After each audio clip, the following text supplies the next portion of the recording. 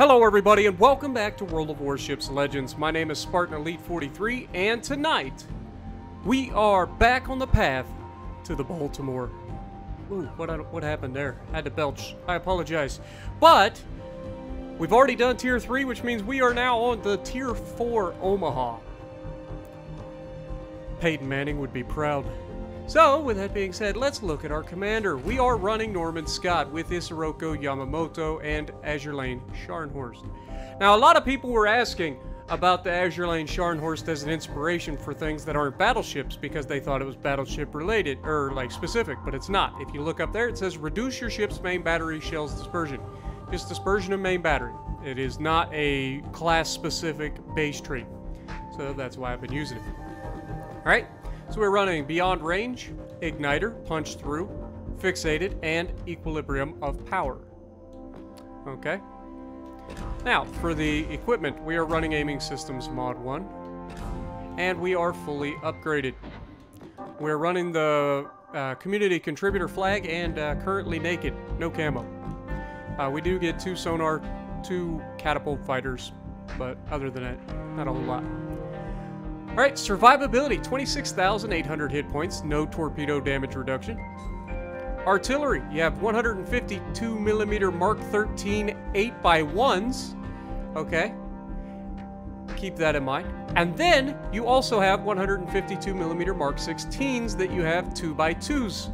So you have 8 single barrel guns of 152mm, and then you have 4 double barrel turrets. 1 double barrel turret at each end of the ship, and then the 8 single barrel guns are mounted in a 2 off of either side of the front and the rear, and then I think 2 down each side of it as well. So keep that in mind. 14.7 kilometer firing range, just a 7-second reload time with an 18-second 180-degree turn time. HE shell maximum damage of 1914 with a 7.5% chance of setting fire, and AP shell maximum damage of 3410. Torpedoes. You have 12 533mm torpedoes that reload every 66 seconds. They reach out to they hit for 11,733 damage. They reach out to 5.5 kilometers. They get detected at 1.1 kilometers, and they have a torpedo speed of 56 knots. Now, you do get 12 torpedoes. You get 2 triple launchers on either side of the ship. So that's pretty nice, but they are pretty low range and very slow. AA defense. 12.7mm Browning M2, you get 4 of those that do 15 damage per second, reaching out to 1.2 kilometers. Then you have the 28mm Mark II Mod 2s that you have 8 times 4 Spartan, 32. 54 damage per second with a 3.1 kilometer firing range. Maneuverability, maximum speed, 34 knots with a 600-meter turning circle, and a 5.7 second rudder shift. Concealment is 11.1 kilometers with a 6.7 kilometers by air. 2 kilometers is always guaranteed, and the 5.1 kilometer detectability while firing in smoke. Now let's look at the armor. The armor slightly better than the Phoenix, but not by much. You can see that there's not really a whole lot in terms of armor. You've got a 25mm plate down there that's just really odd. I don't know why it's there. I don't know. You know, it's just really odd.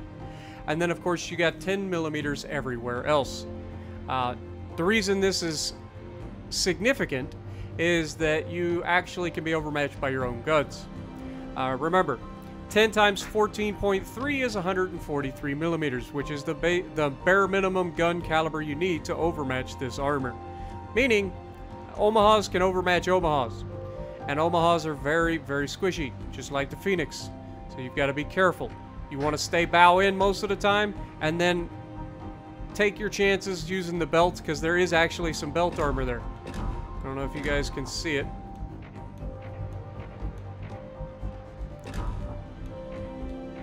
Yeah.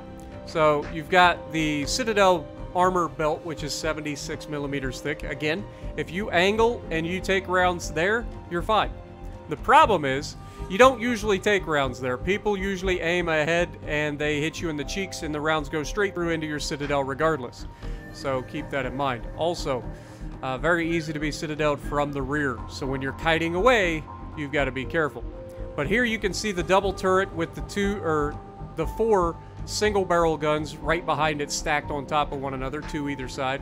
And then of course you've got the 2 down each side of the ship. And then the same thing here at the front.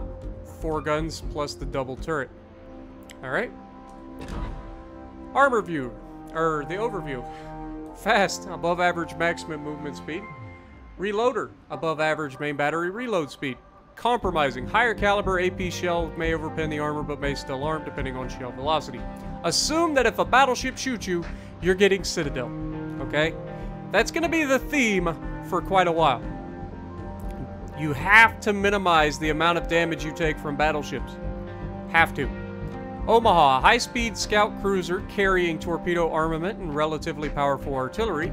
With part of the guns placed in turrets, she was the first cruiser in the U.S. Navy to receive aircraft handling equipment, which I believe is the catapult fighter. So, I think people have talked about this in the past. I thought that the aircraft handling equipment was AA, but I think it usually says AA. Aircraft handling equipment, I believe, is the catapults and the cranes that pull the float planes back out of the water when they land. Entered service in 1923. There were 10 of them in the series. So, let's take a look at her. Again, she's an old beast, but she's a goodie, man. That's a lot of firepower over the nose. And then if you can get a full broadside off, it's very, very nasty as well. So, other than that, I mean, she's not a bad looking ship. Again, it's an old ship, so there's a lot of ships sticking out of the water, which tends to get you into trouble, as we've already talked about with the citadels and stuff like that. But other than that, you can tell she's fast. She's got those four stacks, just stick it up, just waiting for everything. But not a bad profile if you ask me. So, with that being said, let's get to the gameplay. Alrighty, so we are going to be in a bit of a double feature for this one. Mainly because I kind of like this ship. I've always liked the American cruisers. Phoenix, Omaha always seem to really dominate for their tiers. And then I kind of moved up from there. I'm not going to lie, I'm not looking forward to the Pensacola in Standard, but it'll be fine. What's the worst that could happen? It's been a long time since I played it in Standard, so it'll be fun. But we're in the Omaha, and the Omaha is a lot of fun. The only real worry that you have in these cruisers is battleships. Destroyers, you just annihilate them. Cruisers, you can annihilate them. So, I hope you guys are ready. You're in for a fun one. We're going to have quite a lot of fun in this one. It's going to be a close game, too. It's going to come down to the wire. Can we pull it off, or are we going to come up short? You'll have to wait and find out. But, with that being said, we're going to push off to the right side. This map, not very favorable to cruisers if there's battleships, and there are 4 battleships in this one, so we've got to be careful. We don't want to give ourselves up too early, but we also know that we're bottom tier. There are tier 5s in this, so we've got to be careful there.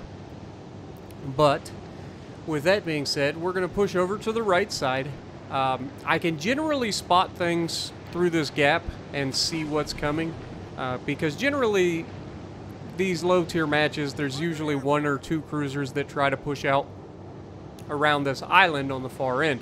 Now we've already got a destroyer in the middle in Charlie cabbing, and we've got a little Grimyashi that's heading in after him. Now I go ahead and I launch some torpedoes, you know, not intending to actually hit anything, but then we see a Nürnberg out here. And the unfortunate thing about seeing a Nürnberg is that's a lot of DPM against me. The Nürnberg, very capable little ship as well. The German armor piercing at these low tiers and that fast reload and very accurate gun.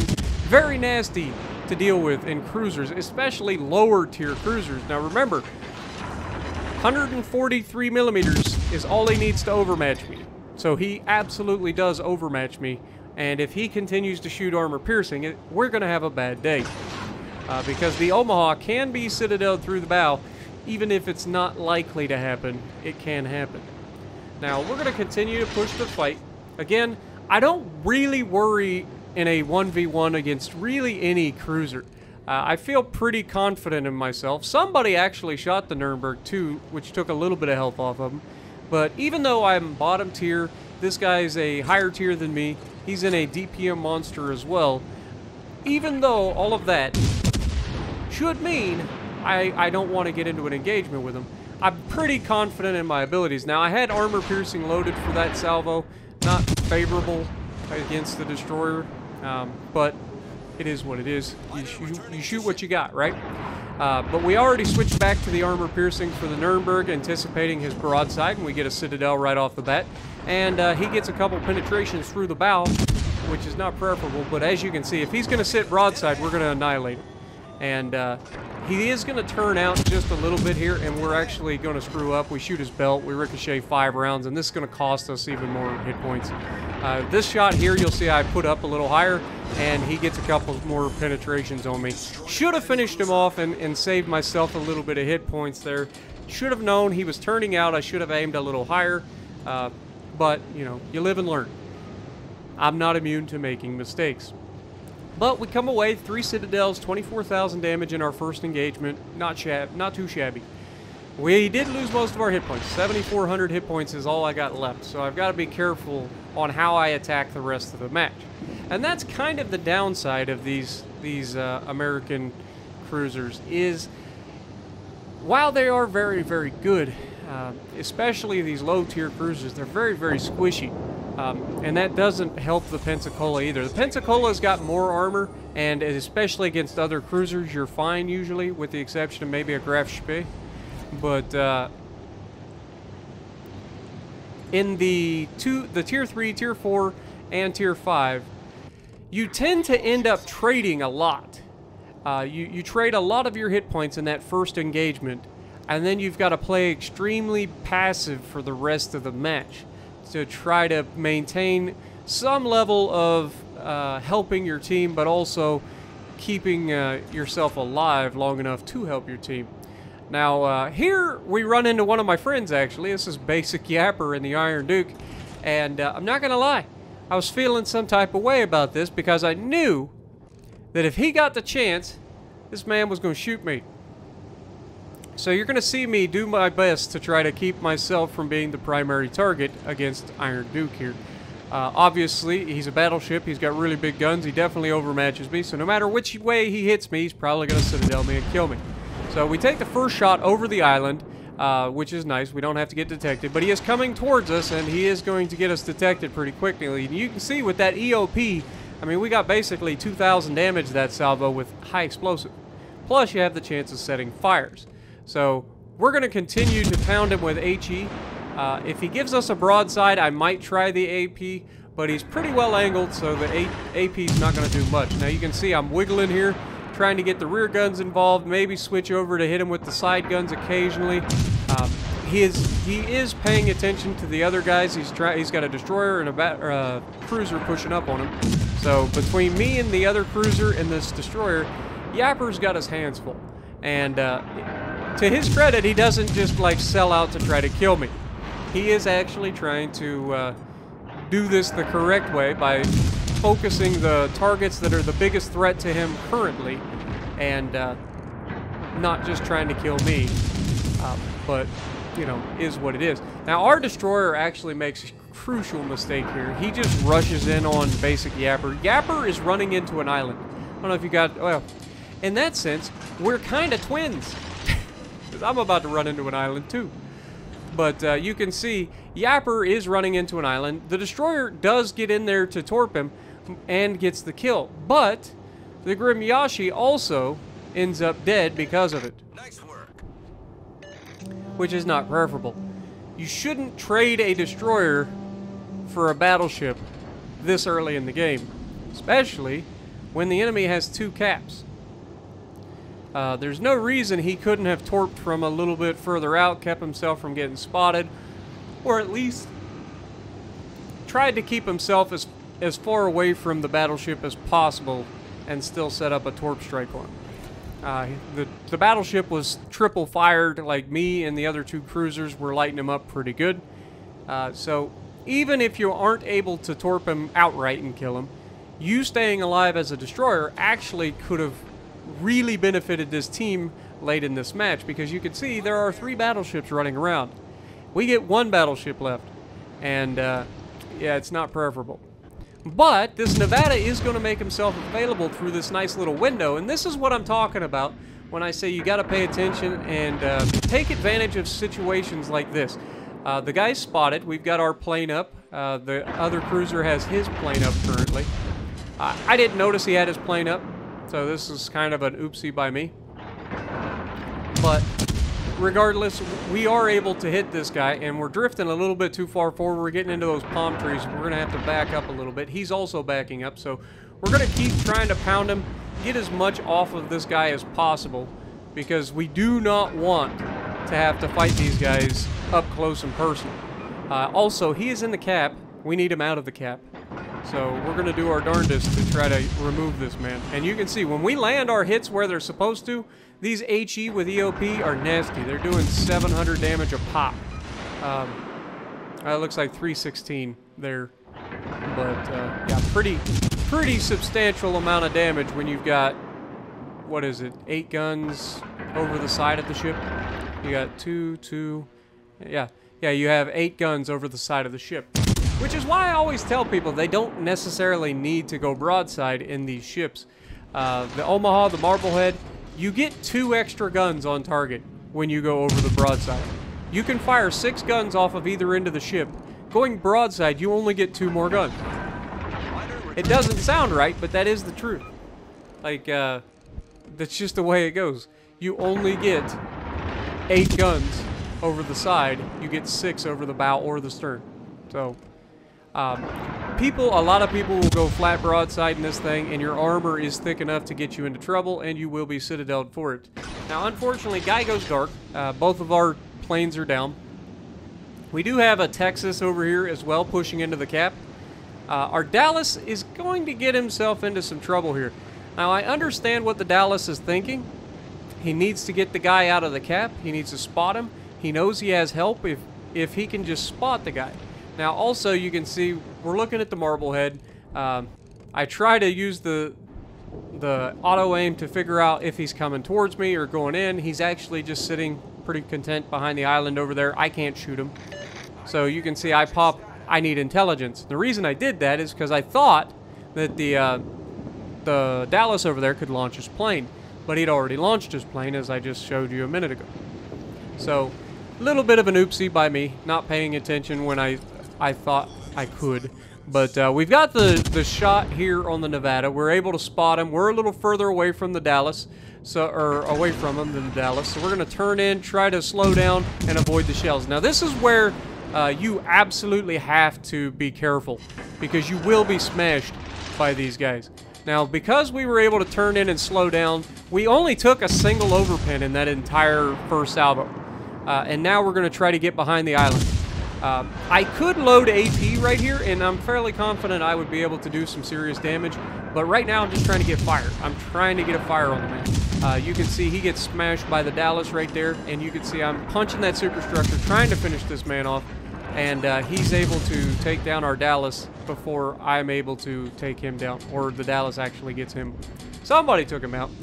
Then the Koenig comes out, and just as we're about to get a shot at him, he disappears. But he will get lit up again very soon.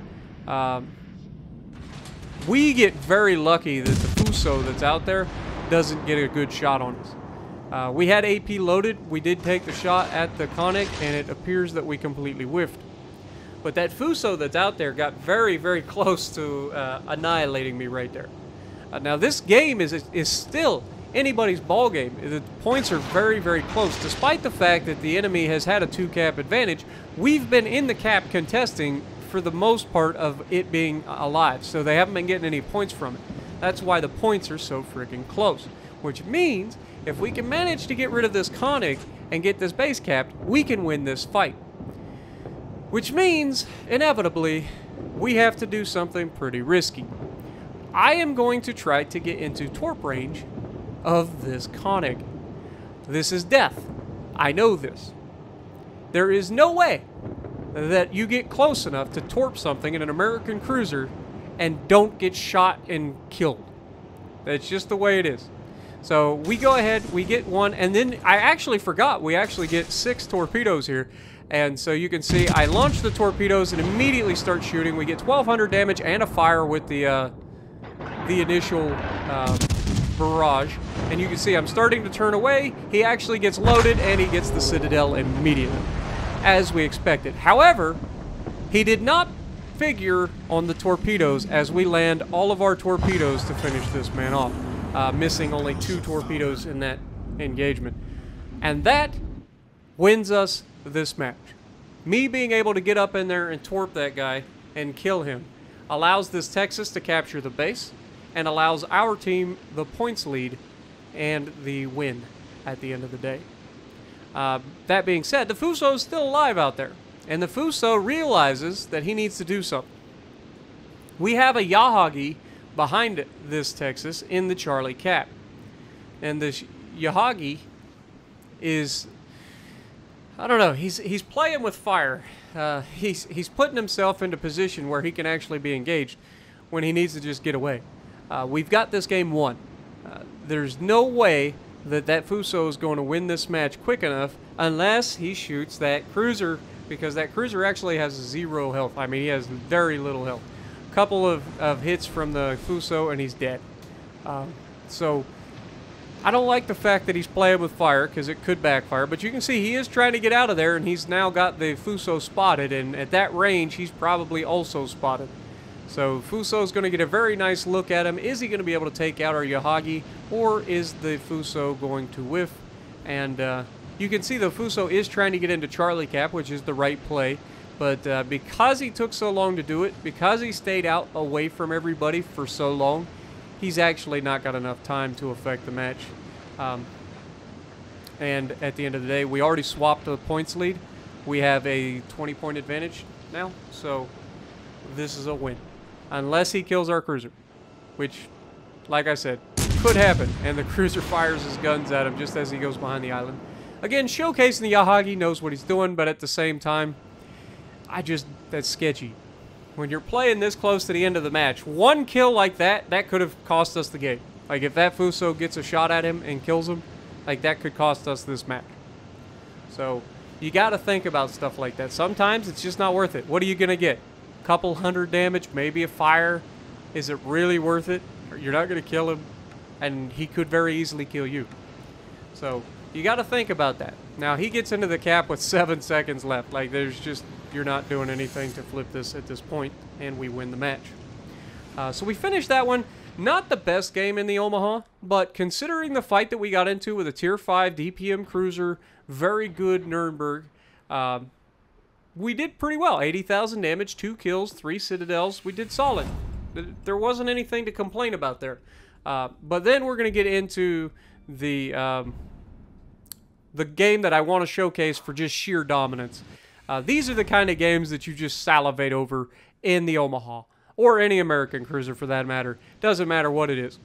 Or, in that matter, any cruiser whatsoever, even though I prefer the American cruisers because they're absolutely devastating, especially against other cruisers. Pretty much any cruiser can go into these sorts of matches, and as long as the captain knows what he's doing, he will absolutely annihilate everything in front of him. And that's pretty much what we're going to do in this match. We are going to 100% just annihilate everybody we come across. And it is solely due to the fact that I actually know what I'm doing. And other than 2 instances where we get caught, I say 2, it's actually 3 instances where we get caught. One of them was a calculated trade. I knew I was going to get punched. The other 2 were the carrier, and there's nothing I can do about that. Not at low tiers anyway. And especially on a map where I'm going to be slowed down quite a bit because I'm using islands, I'm engaging with people close range, so I've got to, you know, I'm not going to be wide open throttle and able to go across the map. Now, we see a Königsberg right off the bat. We take that shot. We are fully loaded for AP in this match. Again, I am not afraid of any cruisers in this match. There is a destroyer as well, and once again, I am not afraid of a cruiser.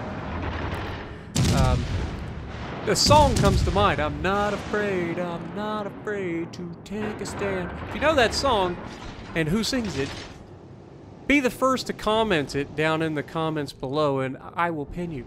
Okay? So it's an easy Google search. So whoever wants to look it up and be the first to put it in the comments, I will pin you. But yeah, you can see I'm already looking ahead. I know I've got a carrier, and this carrier actually knows what he's doing, which is actually frustrating as crap because there's nothing I can do about that. He drops the torps with plenty of room to get him to arm. I turned in towards him, and they were just perfectly placed, and there's nothing I can do about it. But we get a good shot here, a good look at the Yahagi, or the Awaki, and we're going to punch this man in the mouth for 4 citadels, take 2/3, almost all of his health in one salvo. And then we've got the Svetlana out here, who's angled to us pretty well. We're not looking to citadel the man at this range, but we are going to get a little bit of damage off of him, try to force him to maneuver a little bit. And here we're looking, we've got a Marblehead. Now, what is a Marblehead? A Marblehead is a Omaha with longer range torpedoes. And because there's an Awaki and a Marblehead right next to one another, I am about to get into a close quarters fight that I shouldn't win. But Marblehead's going to come out. I've already got all my guns ready. We're going to punch this man in the mouth, and I was really hoping for a dev strike. Remember, we get 8 rounds, and we citadeled him with 6 of them. Just unfortunate, and he punishes us for, you know, our transgressions. Now, there we take the shot, and it goes over for some reason. But we finish him there to get our double kill. Now, we're already up to 14 citadels. Like, this is what I'm talking about. These ships just... versus other cruisers, if you go broadside, you will die. Like, you do not want to go broadside in a cruiser against an American cruiser, because they will citadel you, they do fire very quickly, and it does hurt a lot. So Marblehead found out pretty quickly that he just lost all of his hit points, and he was able to be finished off very quickly, even though he was able to get quite a bit of damage off of me as well. And you know, it's just one of those trades that you don't want in a game, but you understand that you're going to be trading. I was really hoping that he was going to be shooting HE. I kind of figured he wouldn't be. Most people that have premium low-tier cruisers generally know what they're doing, so they're not going to be the potatoes. But I was hoping he was anyway. I was really hoping that he was going to shoot HE at me. But it is what it is. He got a lot off of us. Now we're looking at our next shot. Now we've got the Rhine out here. He is broadside to us. We're going to showcase some more of the armor piercing, and that's when the Duguay comes around the corner. And this is not preferable. Now initially he's angled pretty decent. We get to go right through that cheek armor and right in and citadel the crap out of him.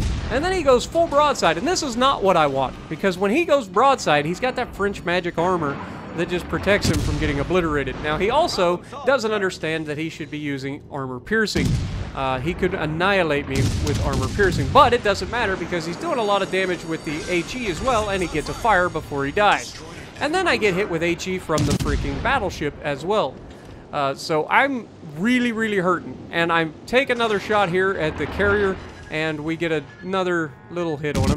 Take us another hit. We dodge the torpedoes from the Duguay, and you can see I'm taking too long to change direction. I should have known that these were coming for us, these torp bombers. I really underestimated how long it takes the ship to change direction. We don't have propulsion mod at such a low tier, so it takes a long time, and this unfortunately is my demise. Finishing the game with a first blood, high cal, 81,000 damage, 21 citadels, 3 kills, 64 hits. Not too shabby. And that's what I'm saying, just utter domination. Everything that came up against us died. There was just nobody that could stand toe-to-toe with it. And that's what I talk about all the time. Like, if you come up into a match and you have 2 similar commanders, 9 times out of 10, the match is going to be a bow tank fest, and the person who knows more about the ships, where he can pen some armor piercing while they're bow tanking, or in this case, like, overmatch us because it's such a low tier, you can still overmatch. But not gonna lie, these battleships are kind of irritating me. Now, at the moment, you can tell that neither of these guys have had a kill. I don't know how you can be in a battleship this low a tier and see all these cruisers and not get a kill. But, you know, you see their positioning on the map. They were doing their best carrier impersonation, hiding behind islands, staying as far away from everybody as possible. And in this instance, I can only assume that these guys are new players. That's the downside of such a low tier. This Wyoming, for instance, tier 3 battleship, he doesn't understand that he should shoot AP at a cruiser. It's going to take him far too long to kill this Svetlana. He gets a decent result out of the first shot, but watch how long it takes him after this. Now, the Wyoming has all of the guns, right? You got all of the guns. You've got 2 at the rear, you got 2 in the middle, you got 2 at the front. You've got all the guns that you could ever ask for in a Wyoming. And it's going to take him forever to finish this Svetlana off because he's shooting nothing but HE. And the Svetlana is just going to continue to close. Now, there's that troll dispersion that you hate to see when you're in a battleship. The Svetlana goes full broadside here. Anybody that knows what they're doing knows what the Svetlana's doing right now, except this guy. This guy's going to continue sailing in a basically straight line. He is turning slightly, but he's not helping himself at all. What he should be doing is hitting the brakes and turning in right now, because you know that Svetlana launched torpedoes. You know he did. Everybody saw him launch those torpedoes, and unfortunately he's going to take all 3 of these because he made no efforts to do anything about it. And now he's flooding to death. Now, he does manage to take out the Svetlana, so at the end of the day, it's a trade. It's a trade that shouldn't have happened, but whatever. He managed to kill the guy. So he likely did not learn his lesson about shooting HE at cruisers and not dodging torpedoes when you could clearly see that the guy is launching torpedoes. But the Ishizuki here is going to be shooting AP at the bow tanking, slightly angled Nassau. Or, yeah, it'd be Nassau, right? Kind of like the Caribbean Nassau. Anyway. This is a pretty easy kill for an Ishizuki that's full health. He is being attacked by the carrier as well, and the carrier once again showcasing that he actually knows what he's doing. He's dropping torps where he needs to. Our carrier is actually going to get some damage on this Nassau as well. And as soon as we get loaded here, I'm fairly confident he takes down the Nassau. Come on, Ishizuki. You got this. Nassau is either flooding or on fire. I think he's flooding. But, yeah, you can see he's not long for this world either way. And there it is. Ishizuki gets him killed. And then all that's left is the carrier. And again, the carrier hits him with both torpedoes. It's not that big a deal for battleships when a carrier attacks you with torpedoes, but in a cruiser, it's devastating, especially the American cruisers that don't have any torp production. Like the Japanese cruisers, some of those Japanese cruisers have torp production like that are almost as good as American battleships. Like, it's pretty ridiculous. But that's because the Japanese made really, really big cruisers. I don't know if you guys knew that. Here, the first shot can be attributed to just bad RNG. Shots kind of went everywhere. But the next shot you're going to see, he's actually going to place the shot a little too far forward. In carriers, you want to hit right at midship at the waterline if you're in a battleship. Preferably, you want to go through the bow or the stern because you overmatch. But if you don't have the bow or stern, you definitely want to hit either directly in the middle of the ship, or if it's a Japanese carrier, you want to hit towards the back of the ship. But he gets the Citadel there with the rear turrets of Justice. So hopefully you guys enjoyed this look at the Omaha. I know I have fun playing this ship. A lot of people think I'm crazy, but 2,239 damage or base XP, 81,000 damage, high cal, 3 kills, 21 Citadels. So if you like what I'm doing, punch the like button, leave a comment below, subscribe to the channel if you haven't already, and as always, I will see you in the next video.